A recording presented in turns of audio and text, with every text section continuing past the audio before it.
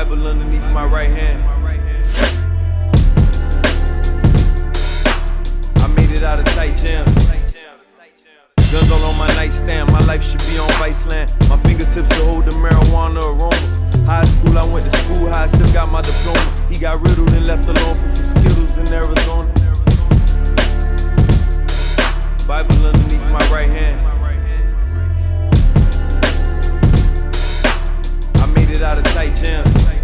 This is Uncreative Radio. I am with Noel. Thank you, man, for doing this. Thank you for having me. Yeah, we met like a little bit ago through Jude. Yep. The ambassadorship, the ambassador of our newfounded friendship. Mm-hmm. And then we worked on this awesome project together. Yeah. I thought instantly that you were going to be someone that I'm going to be friends with for a long time. Same. That's what I thought. I was like, she's cool. Yep. She gets it.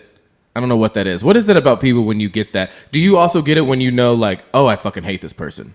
Well, my husband, you remember Dan? Yeah, Dan. He's a fucking superhero. Fucking superhero. It's irritatingly right because he can spot a person like right away. He has a good bullshit meter. Hands down. And he's never wrong. Whereas for me, I'll still see the good. And I'm like, what is it about that? What is it about women and seeing the good? I want to give everyone the benefit of the doubt. But women, here's the thing. Okay, so here's the thing. So like my wife was pregnant. Mm-hmm. She, you had to go through all that. Mm-hmm. 9 months. Quite a lot. Hormones. Yep. You're dealing with all this crazy stuff. Then you have to birth this child. I mean, it's just like pain and then they're, I want to have another one. Like women do that. They can see good. Totally. Like I am as a guy. I see all that. And I'm like, I never fucking want to do this shit ever again. Yeah. You're like, I went through something hard. Like how do we never come back here? Women are like, well, I know I didn't really sleep for 2 years. The love is worth it. The way my baby looks. Yeah. What is it about women that they can see the good and stuff? Talk about superheroes, women. Yeah. That's I mean, I think we can endure a lot of pain. Yeah. It's just take on a lot. In a very weird way. Yeah. I don't even know how to explain it. Men couldn't have babies. I tell you that much. I agree. Like we couldn't. 100%. We couldn't. It's just not. I did see a weird off Broadway play about men having children. No, that is not the way God intended it. That's weird, and I don't even understand that. That's some weird surgery and some cloning. I don't know. Yep. That's crazy. Yeah. But women inherently see the good in things. Mm-hmm. I don't know why. My like when I see people, I either get that sense for them right away. I was like, this person's gonna be awesome. Yeah. Or, oh my God, this is gonna be a nightmare. And I don't know. And sometimes I'm wrong in that. Okay. I'm not always right about it, but I don't know. But when I feel very connected to someone, I'm always right about that. Yeah. There's like a imprint. Absolutely. Right. And then you were in New York before this, and then before New York, you were South Carolina. Before South Carolina, Florida. Yeah. Okay, so the one, and now you're in LA, obviously. Yeah. The one that feels weird is South Carolina. Oh. So why? Yeah. My parents had grown up in Florida, and it's it's hot. It's very. And they wanted changes of the seasons, and South Carolina. Yeah. How old are you? I was 9 or 10. I was in fifth grade. Okay, so you didn't have to say it. I didn't have to. I loved my school in Florida. I had my boyfriend. I didn't want to leave. Stop it. Weren't you in fifth grade? I was. I had a boyfriend in second grade. I need to call my daughter. Get ready. Yeah, no, thank you. I will live in denial.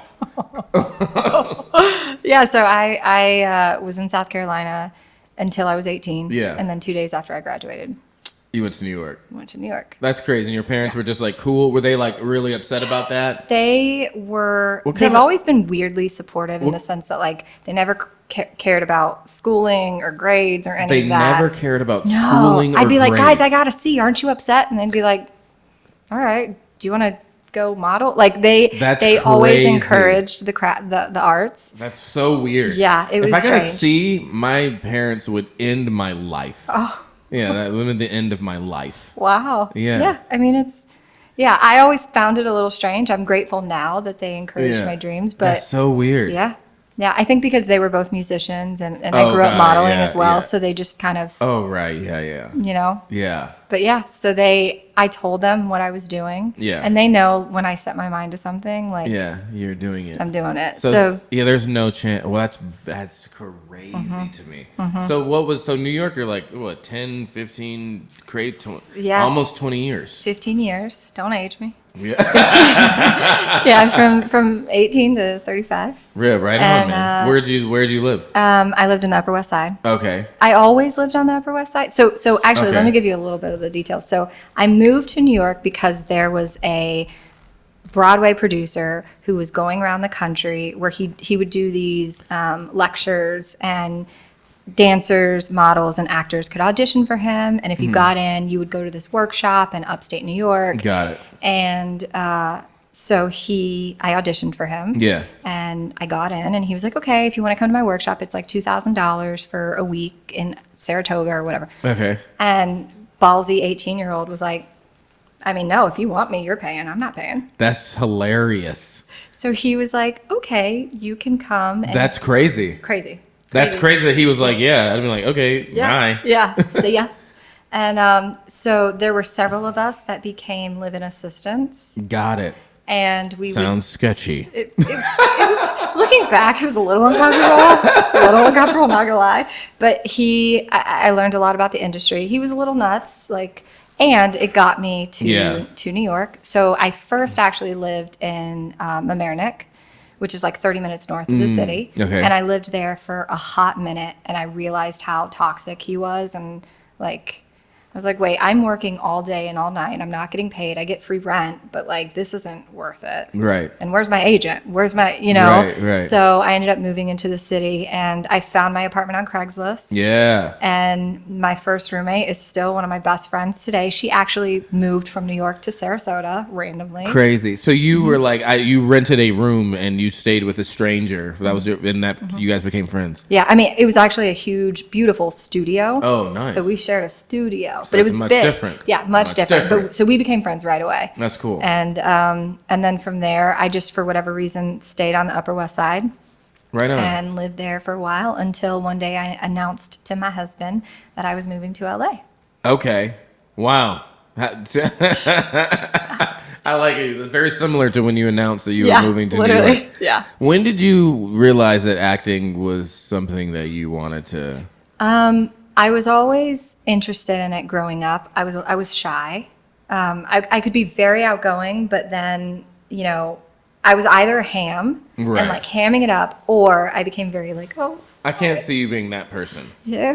I can see you hamming it up. Yeah.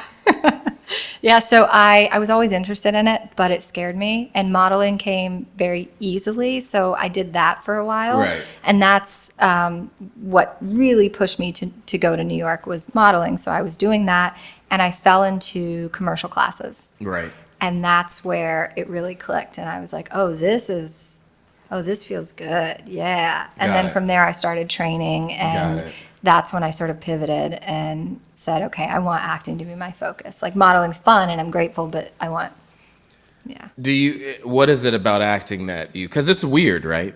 It's weird.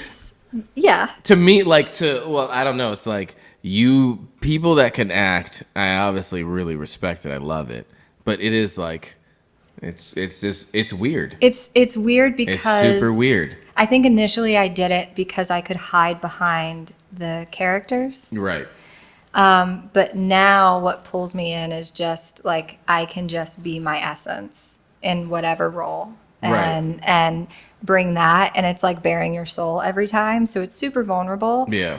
It definitely is. But thrilling and cathartic. I always feel like people that are in film have their lives they have too much for this being. Mm-hmm. Do you know what I'm saying? Totally. It needs to be expressed through Wonder Woman and then expred through a lawyer. And then it's too much to just be well, I'm Josh, but I'm also. Well, because I think we all have, if there's a lot of duality, which there is, we also have these different parts to ourselves. Right. I remember years ago, my husband and I got in a fight because he was like, well, we all have good and bad. And I was like, what are you talking about? I'm good. And it was from such a pure place of like, I don't have evil in me. Right. And then the more I grew, the more You're I realized, no, I fucking cut a bitch. I'm crazy. You just don't know. Right? So then once I realized, oh, wow, that's actually really true. I can be all the things I wanted to be when I was little. So I wanted to be a veterinarian. I wanted to be a lawyer. I wanted to be a doctor. I wanted to be a waitress. I wanted to be all of these things. And I have. Yeah. And it's very cool a gift and a privilege. Yeah. Yeah, man. It's I love the arts, man. I love filmmaking. It is it's like, to me, I don't know what the best part of it is for you. Like the process, because you've obviously you've been in front of the camera, behind it, around it, up beneath it, you know. Yeah. But what's the part of the process that you like, and then I'll tell you what I think. It's so different because acting feeds my soul in one way, directing feeds my soul in another way, and there's nothing like being able to be in a room in character and shifting the room, because you feel it. You can feel it. There's nothing like shifting the room, and it just fills my soul. Yeah. And it's funny because not funny, but my mom passed away 2016, and since she passed, one of the things I noticed is that when I'm on set, and I'm really feeling it, I feel very inspired. And they say when you're inspired, you're in spirit. And what's wild about that is I always feel her presence. Yeah. And so it kind of all makes sense, but it's a really cool gift that I'm glad I'm able to hold on to. And then in terms of directing, just like there's nothing like shifting a room as an actor, there's nothing like seeing an actor in their element, and even if they're struggling, like going and giving them a little something to make that shift, and then have them shift the room. So they're just so both equally beautiful. Very cool. For me, I think, I don't know, there's just a million parts of this whole thing that you really like. The whole journey of the whole thing is pretty exciting. But to me, if you put a gun to my head and you made me pick one moment, it's when you're sitting in the theater and it's just people are watching it. And there's something about the audience to me, because that's what we're doing it for. It's like filmmaking's like, what else do you go into a room for 2 hours and don't speak and just put your phone down and just stare and absorb all of what the director or writers and actors are giving to you? What else is like that? Right. Like, what else shuts you up for 2 hours and you're like, no, stop. Maybe like really good music. Maybe. Right? Yeah. Maybe. Well, to the ones that put their phone downs at concerts and just let it, not the ones that are just like, no. I'm like, what are you doing? No. What are you doing? Stop. But yeah, I think that to me is like watching people watch your film. I don't even know what it feels like that. It's so true. It's so true. And it's one of the things I say as an actor is I want people to feel through me and my work what they can't necessarily feel for themselves. Yeah. And I think that can be done as a director, as an actor. For sure. You know what I mean? For sure. What do you feel like? Let me figure out how old you are real quick without figuring out how old. Like, where were you when the tower? Like, what grade? What grade were you in when the towers fell? I was a junior in high school. Okay, got it. Yeah. I know where you are now. Well, it's so funny because up until last year, I would never give my age. I would say, well, my age range is 20s to 30s. That's funny. And now I just don't. Why is that? Because I remember an agent said to me, maybe when I was like 32, she was like, you could play fresh out of high school. And I was like, maybe. And she was like, you could play this, you could play that. How old are you? And I was like, I'm not comfortable saying. And she was like, no, you have to tell me, because if I'm going to be your agent, just tell me, how old are you? And I was like, fuck it, I'm 32. And she goes, don't ever tell anyone. You bitch, you tricked me. Yeah. And I was like, what? And so that kind of stuck with me, But now I just don't care. Yeah, why? I mean, don't you like it? Do you like your 30s? Don't you like your 30s? Oh, yeah. Would you trade it for your 20s? No. The only reason I would say yes is because I've been dealing with a lot of health stuff. And so physically. Yeah, you would take the physical body, but not the mental. No. You couldn't fucking pay me an amount of money to go back to my 20s. I do want my back from the 20s. Your knees maybe. Sure. Yeah. But you couldn't pay me money to be like, well, I'll be 22 again. God. No. Holy mackerel. Yeah. Nightmare. That's a nightmare. I don't know. I think, I don't know. The age thing, I think I really dig getting older. Yeah. I dig it. Mm-hmm. You're so freaking smart. Right? You're so much smarter. You're so much smarter. You look back and you're like, wow, that was a really dumb idea. That was so dumb. I thought I knew everything.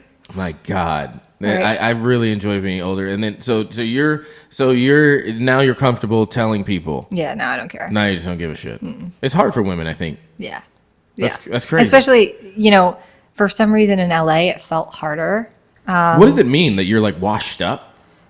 I guess. Or is that people, guys are more interested in younger? Like I would feel like I'm interested in. I would want to be with someone in their 30s, like someone who's not done with the bullshit. Yeah. Do you know what I mean? Yeah. So isn't it more attractive? I don't know. Am I weird? Maybe. No. I mean, I don't disagree with you, but yeah, I think it's maybe there's some stigma to it, but I don't.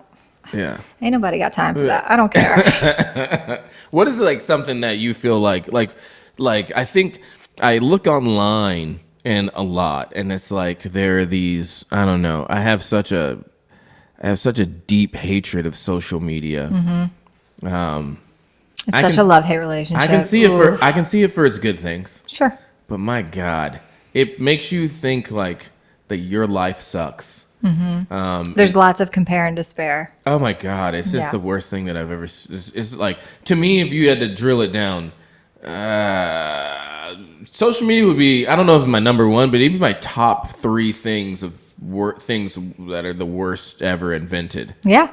It's pretty bad. It's hard because I've reaped the benefits of it, so I'm really grateful, but I also for sure have such a love-hate relationship with it because it can be very, very toxic. And it's a weird way, right? Because nothing is toxic about what anyone's doing, right? But it makes this anxiety and makes you compare yourself and puts pressure on you. No matter the industry. Yeah. It literally doesn't matter. But it's sneaky as fuck because it's like you don't know what's happening. Right. You're just scrolling your shit. Yep. But subconsciously, you're just seeing. Yep. Like no one tells the girl like this is what you should look like, but you're just seeing those images every day. Mm-hmm. It's just being infused without anybody saying anything. You don't even know what the fuck is happening. Right. And then you wonder why no one can talk to each other or confront each other. Yeah. Because we don't. We like it. Right. We don't need. Double tap. Yeah. I put a fire emoji. Yeah. Yeah. Why do we need to talk? Yeah. Or then you get those. I mean, there are so many influencer friends of mine. Hey, can you comment on my last post? Yeah. I do. But I think too one of the things that I think is interesting, the amount of arguments that have started because of social media. Oh yeah. Oh, my husband got off. There were a couple, but no, it's. There's a lot of them. Yeah. There's a lot of them. Yeah. And then too, like, I don't know. I think there's something about that form of communication that's like, I don't think it doesn't work good. Mm-mm. That's interesting. Mm-mm. I was just talking to a friend of mine the other day. She's British and lovely, and I remember she was dating this guy, but very much on the DL. And she came up to me and she was like, "You sliding in his DMs?" And I was like, "What?" This was years ago. I didn't know what that meant. I was like, "What? Sliding into what?" She's like, "You sliding in his DMs?" I was like, "What are you? Did I message him?" Yeah, is that what you're saying? Is that what that means? And she was like, "He says you're sliding in his DMs." And so I like pull out my phone. I'm like, "This conversation? Yeah. Oh, hi," and like a laughing emoji. Right. That's it. But that so triggered her. But no, without knowing the context. Yeah, but there was a conversation they had. Right. About it. Right. That's the thing. What? Like there was this conversation, just like, who's that? What's that? What's happening? Right. It's like it's very crazy. It's very crazy. But if you put that same situation if you, like, for example, Noel sees Brad on the street, they've been, hey, how's it going? Good to see you. What you doing? Blah, blah, blah. All right, man, see you. You know, Right. Dan's just like, oh, cool, man, that was that guy. Put that in social media world, and it's like, who the fuck is that? Yeah. You gave him a green heart? What does that mean? But yeah, it's a really weird, you put that same situation, like, Yeah. hey, how's it going? I'm good. It's like what are you doing? Why are you doing that? Were you being sneaky? Totally. It's weird, man. I mean, no, my when Dan was on social media, he started to grow like real quick. And I remember I was helping him, like get started and everything. Right. And I would sometimes see these messages come in Yeah. from girls, and I was like, oh, this is not good. It's not good. This is He's good. He's a beautiful man. he's pretty. Yeah, he's a pretty guy. Yeah. I touch his butt. But I think it's interesting to see how that, like, I don't know, it really starts to shape the whole society. Yeah. And the way people, like, For sure. think And if approach someone each other. unfollows you my God. yeah, it's my just, God. and it's so unnecessary. That's I've heard this a lot from, like, people I know or my staff or whatever. I hear this a lot. I'm like, oh, well, I don't like this person or this, fuck them. Or I'm like, what happened? Well, on Instagram. I was like, oh, okay. Like, a lot of things start like that. Yeah. I think that's been, like, weird. It is, and I can remember years ago, if I would like comment on someone's thing, and I saw that they commented on they commented back, replied to other people, and then didn't reply to me, I would create a story around it. Right. I knew they hated me. Right. Like, or whatever. Yeah. And it's after that, like maybe a year or two ago, I just freed myself of it's okay. It's been good, but that's the old thing. That's the getting up there in age to being able to, like. Totally. What do you think is the hardest thing that you've had to go through, like, personally? Like a real one. Losing my mom. Yeah. Hands down. Yeah. Hands down. Yeah. That changed everything. So prior to that, not only was I on social media for myself, my clients were big influencers, and my company was representing like 10 different social media accounts. Mm-hmm. And so I literally, that was back when you posted morning, noon, and night. Right. And I would first thing, morning, afternoon, dinner. You were doing your thing. Yep. How old are you? In my 20s. Yeah. So, yeah, I don't know. Yeah. In my 20s. Dude. And I remember being with my mom while she would get chemo, and she would say like, hey, just be with me. Just be present. Yeah. And I'd be like, I have to do this, Mom. Yeah. And once she passed, I was like, oh. You fucking, the guilt of that shit. Yeah. And also it in a way it freed me. And I now I'll I think the last time I posted was 2 months ago. Like, I'll go through these stages where I'll post several times a week or a month or whatever, and then I won't. Like, well, yeah. That's what I feel like is a really good. It's interesting about your mom. I lost my mom in 2019. Like same exact thing you're talking. Same exact thing you're talking about. Sucks, right? I mean, it's funny because like just going back to women are just like superheroes. Like moms specifically. Mm-hmm. I mean, my God, it's like people always ask me like what it feels like, and it's like you can never get your balance. Like you had balance, and then now you like you don't know. Mm-hmm. You're like, and everything kind of doesn't make it. So throwing off your balance like that in life, it's like makes you redo everything, makes you question everything, it's so true. And it's the hardest thing you could ever go through. 100%. And I say it's like learning to live without your limbs. Yeah, man. It's weird. It's weird. It's a, and whenever anybody I know loses a parent, I'm like, unfortunate, first of all, I'm so sorry.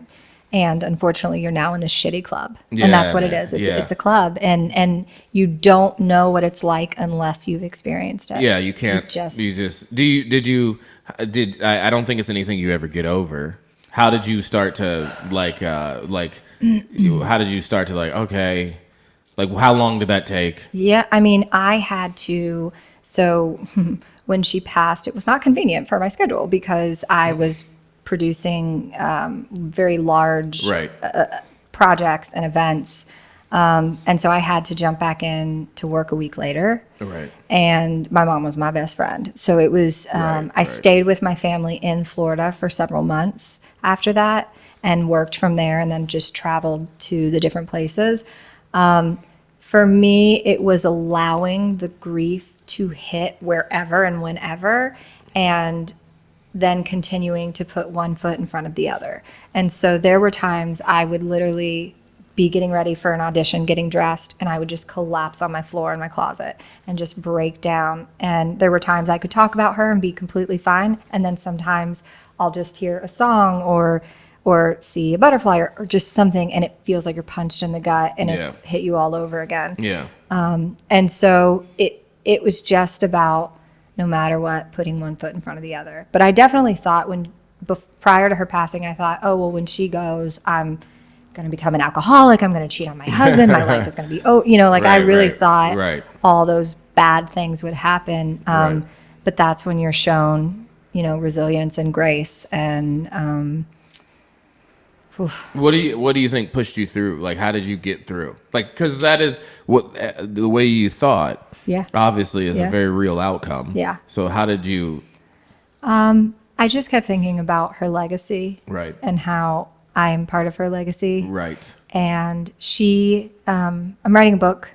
I shouldn't say it. I love the name, so nobody steal it, but it's called The Voice Unheard. Don't steal that fucking name. Bad karma, fuckers. Bad karma. But it's her song, right? And her song was left unheard. And so for me, I've now experienced how short life is. And I want my song to be heard, and I want her song to be heard. Right. And so that at first almost created this like weird drive and like really pushed me. And that's when I started booking more acting stuff, and like things were really taking off. And then now I've been dealing with health stuff, and I know the health stuff is also emotionally related. Yeah, because you just saw, man, it's no joke to see that happen. Yeah. It's like stuff that children, no matter what age you are, shouldn't see. Mm-hmm. Right. You shouldn't see you shouldn't see Superman break. Right. Like it's like something you just shouldn't see. Right. And seeing someone take their last breath there's nothing. You shouldn't see that shit. You just shouldn't be there. Yeah. That's interesting. Why did you want to write a book, and why did you?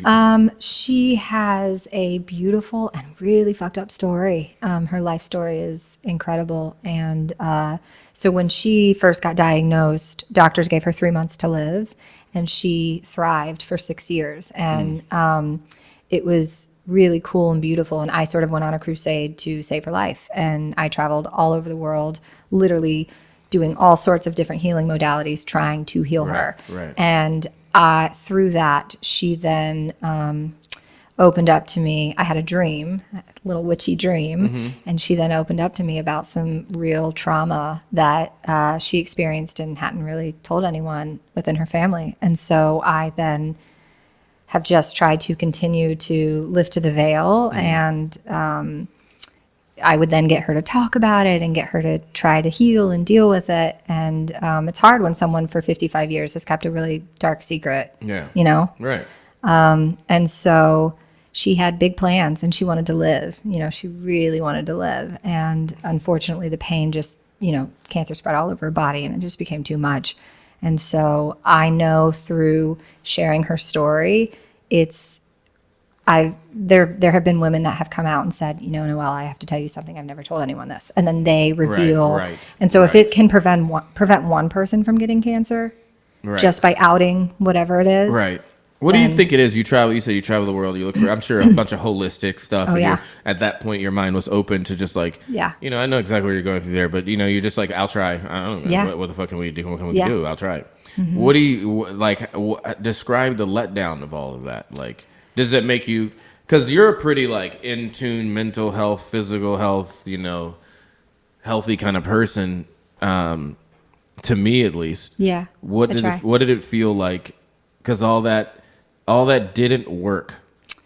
I wouldn't say it didn't work, because she 3 months to 6 years is a big deal. Yeah. Right? Yeah. So it helped prolong her life for sure. Right. But the thing that I've found for me in my own health and through her journey is you can do literally anything. You can go the traditional, allopathic, holistic, metaphysical. You can go any way. But if you can't get your mind and your heart and your body and your spirit in line, it doesn't matter. So like, if you believe that chemo is going to work for you, then it very well might just work for you. But if you're scared of it, and if there's stuff in your body or in your mind that you haven't dealt with, it may not be the best move. It may not be the best move. And so for me, it's really taught me the importance of really being our own advocate for our bodies and listening within. And so even if there are, I mean, literally the doctors told my mom, you will be lucky if you make it through the holidays. And she said, fuck you. And thrived. But so often we take, whether it's a doctor, our parents, our spouse, we take that as God, as word. And it's, you have control of your destiny to a certain degree. And so for me, it's just taught me the importance of really going within and silencing so that I can listen to what's best for me, even if it doesn't make any sense. And right now, what I'm doing with my health stuff doesn't make sense to a lot of people, but I'm okay with that. That's cool. Yeah. I think it's interesting. Did you feel robbed? Like, do you feel like what was the, like, how would you, what word would you say to describe that loss for you? I always thought that I would be really angry at God and so bitter and robbed, but I saw the silver lining. There was so much beauty in it. There was hands down the hardest thing, but looking back, there was so much good in it. And I'm just glad she's not in pain. Yeah, that's a big deal. And I didn't even understand to the degree of the amount of pain she was in. And, now she's in a place where she's not in pain and she's happy. And I'd rather her be happy and at peace than, here for my, selfish reasons in pain. And so, yes, there's a part of me that felt robbed, but more than anything, I'm glad I'm able to cherish the time I did have with her, and I try to feel her here when I can. You seem really centered, and I think that's really cool. And thanks for sharing that. I think people go through so much, and that's why I would love to see a social media world of like what everyone's life really looks like. Well, I did that when my mom died. I would snot-faced, sobbing, like, all right, guys, this is real. I lost so many fucking followers. But I was okay with it because even if one person said thank you, it made it all worth it. It was worth it. Really weird, but wouldn't everyone everyone is inspired by the journey, the tough stuff. No one's inspired by like, well, my life was perfect and and then I moved to New Hampshire. I started a little cheese store. I have 2 kids. 2 kids. 2 blondes. Everything really worked out for me. Life is perfect. Yeah, it's like, who is inspired by that? Yeah. I mean, but there's a weird, there is that weird thing where I find the more I reveal, the more people kind of fall to the wayside. But what's really cool is then you start attracting your tribe. Yeah. And so then you start attracting those people who are diehards. And because there's nothing like, if you see someone like creeping on your stories all the time, but they never comment or even they don't follow you, that feels yucky. Yeah. Right. Like, what are you doing, man? Right. But like those people who are like, thank you so much. Oh my God. I feel that, whatever. Like that feels so good. And so I'd rather, Talk to me about that. Like you have lived in so many different places, and as a model, actress, director, you've had so many relationships. They don't always last. No. And some of them end in fire. Oh, yeah. Like, one of my favorite things is, like, realizing that ending some of those relationships are just the best fucking thing ever. Oh, yeah. What is it about having the right people around you? And when do you know when someone's like, all right, man, I need to... That's a funny one because an old pattern for me was it had to explode in order for me to cut it off.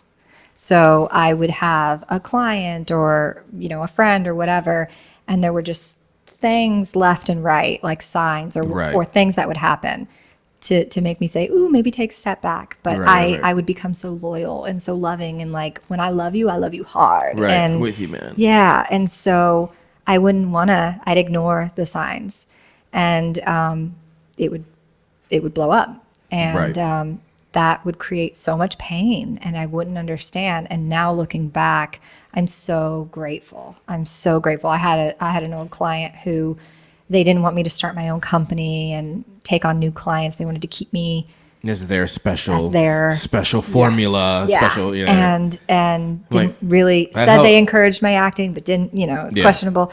And that had to explode and implode in a way. And I'm so grateful because since then, whenever this person has something that was really big that I would have been a part of, that would have been months of dedication from my life.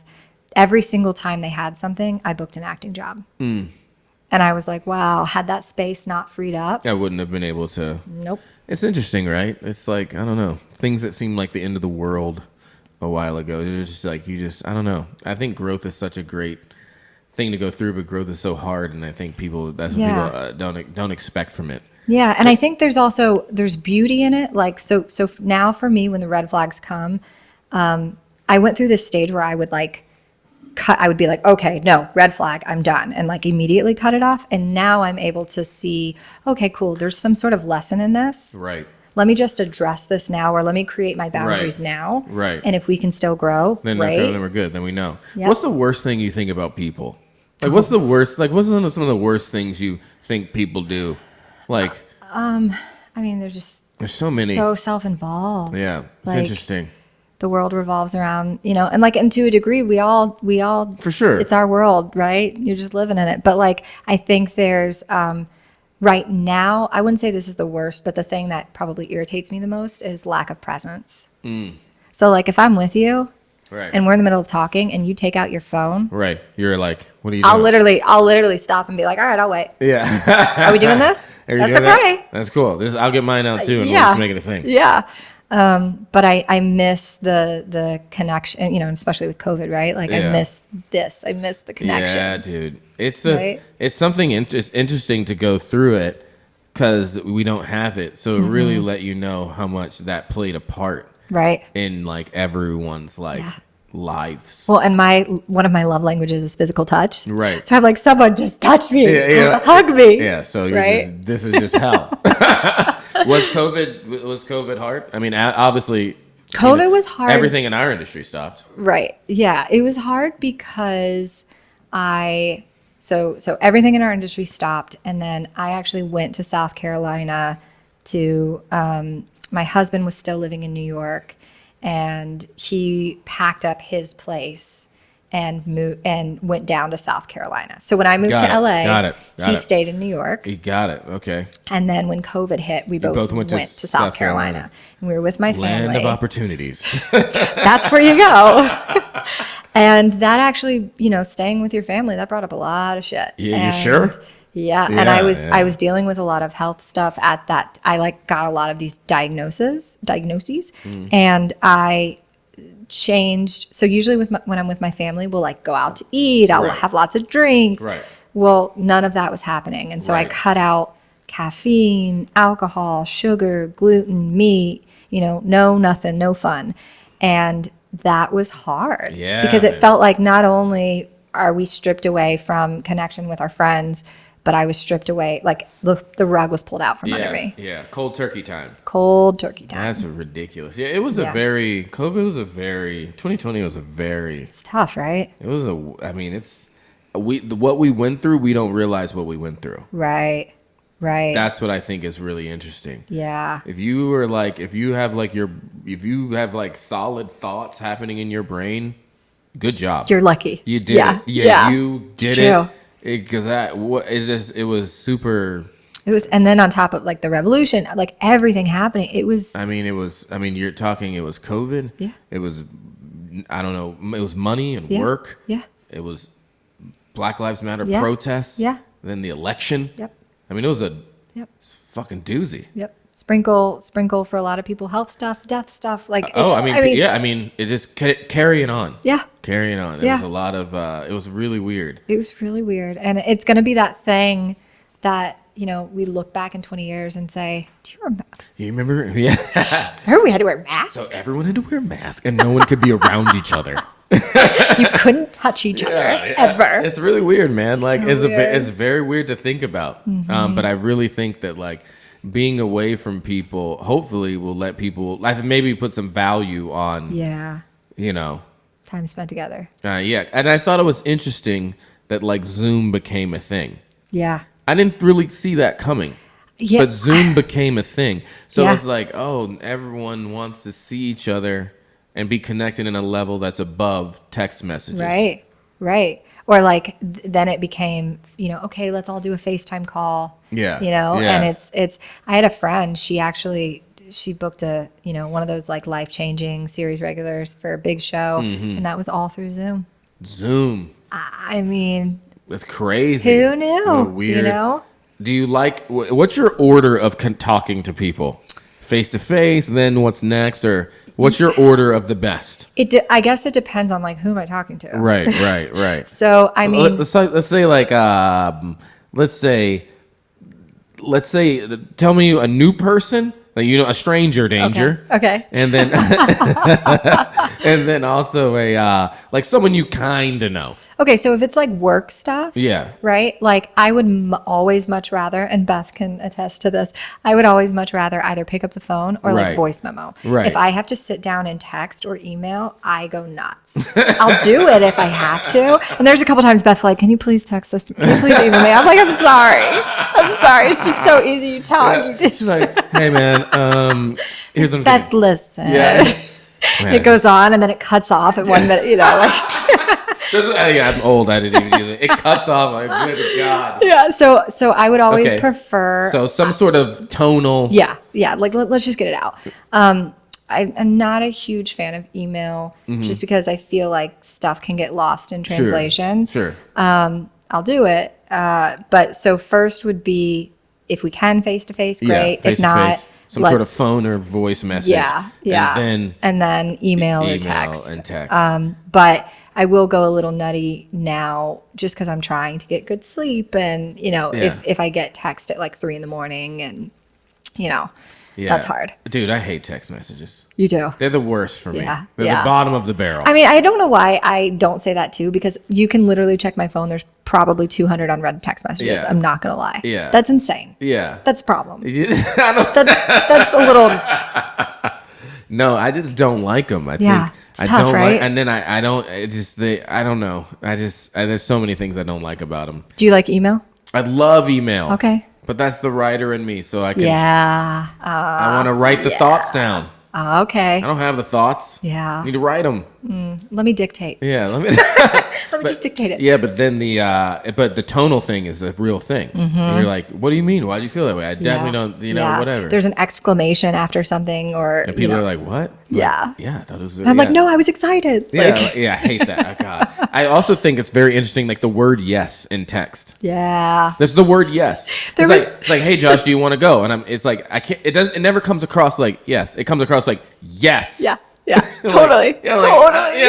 Like it's so anger, true. like I don't. There was a meme I posted the other day where it was like, someone said, "Do you want to do something?" and they said yes, and then they go, "What's wrong? Did I do something?" And they're like, "No, what are you talking about?" Well, there was just tone to your yes, and they were like, "What?" Yeah, that's. But I'm that person that's like, "Oh, you're giving me tude right now?" Right. I just said yes. Yeah. I'm like, no. No, but you did. Yeah. That's why I don't like funny. text. I'm the yes guy on the other side. Okay. Like, they're like, why are you mad? Like, I'm mad at what? They're like, mad at what you said. Quick, I'm like, this is making me mad. Right now. Right now. Right.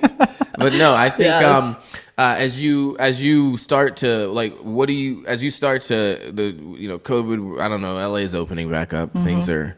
Thank God. Florida's been fucking wild west. That's crazy. Dude, I mean, I was down there in the summer, and it was. Hey.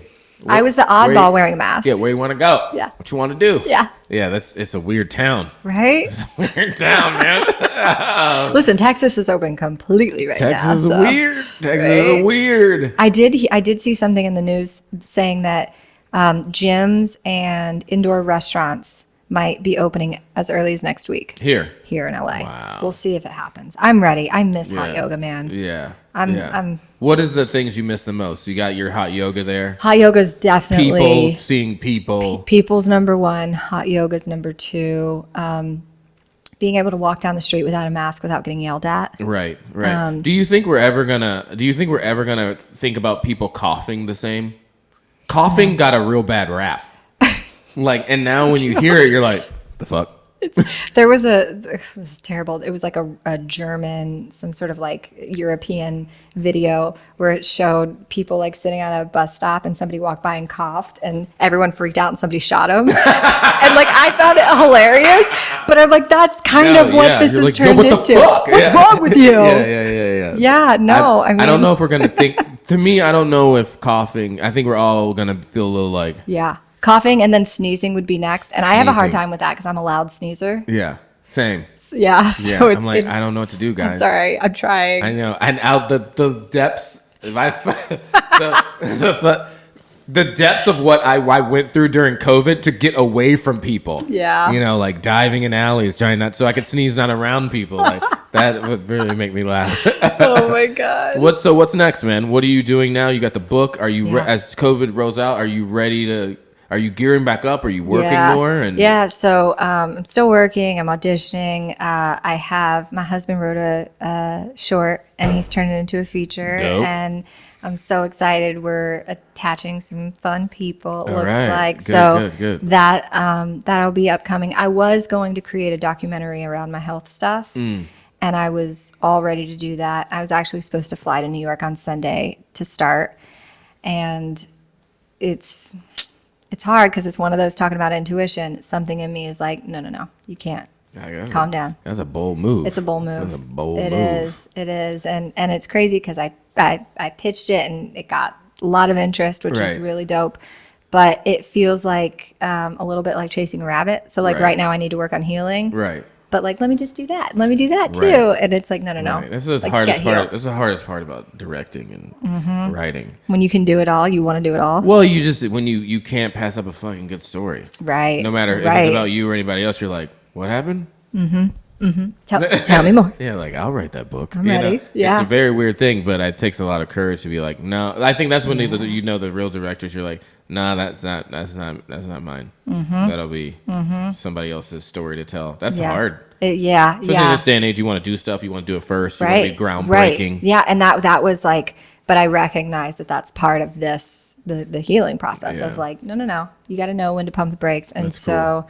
And then I'll be traveling a little bit, going to Costa Rica. Nice. Yeah. What's your guilty pleasure? What do you do that people don't know that you do that you just like love? Reality TV. Are you serious? Real Housewives. Wow. It's literally like every time Dan will come in the room and be like, "What are you doing?" I'm like, "It's my thing. Leave me alone. Leave me alone." I can tone out. That's crazy. I did recognize though very recently of like, okay, I gotta calm it down. I don't watch all of them. I just watch some. That's hilarious. Yeah. Did you see this Meghan Markle stuff? That I've seen a lot of memes, right? But I did not get to watch it, so I will. Oh boy. With Oprah and Harry. That's a thing. Yeah. Did you know about Kanye West and Kim Kardashian? Are you following that thing? Divorced. Yeah, I don't know. I think that's the way it is. Makes me sad. Jennifer Lopez and A-Rod. Are you following all this stuff? I heard that he cheated, and then I heard he didn't. I don't know. And maybe they just need some publicity. Yeah, I don't know how our thing. Did you hear The Rock is going to become president? I did. Is he serious this time? I think so. I don't know. I remember you saying he was talking about it. Yeah. That's crazy. I think someone like that would like win. Do you think?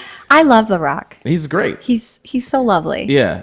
And I think that would be fantastic. Yeah. Do you think so? How do you feel about the celebrity president?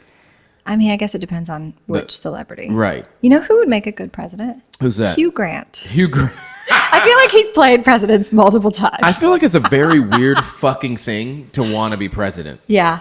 Yeah. You're like kind of like a really weird person. I mean, are you weird or are you like really ambitious? I don't want know. To change the world? I don't know because at some point you're just like, I think I should be the leader of the free world. Yep. Everyone come to me. I think I should. You know, that's a weird ass thought. Listen, I think I should be in charge. I have no ambition to want to be president. But it's a crazy thought for those who do. Yeah. It's like, wow, man. I think it's really cool for the people that really want to be the game changers. I just, I don't know if it's. How many more years till you think we get a woman president? Well, Biden, hopefully he can hang in there, but I don't know. I heard today that he might have dementia or. Oh yeah, I think they've been saying that for a while. I don't know. So like he's an old guy. He's older, so like maybe sooner. Maybe sooner.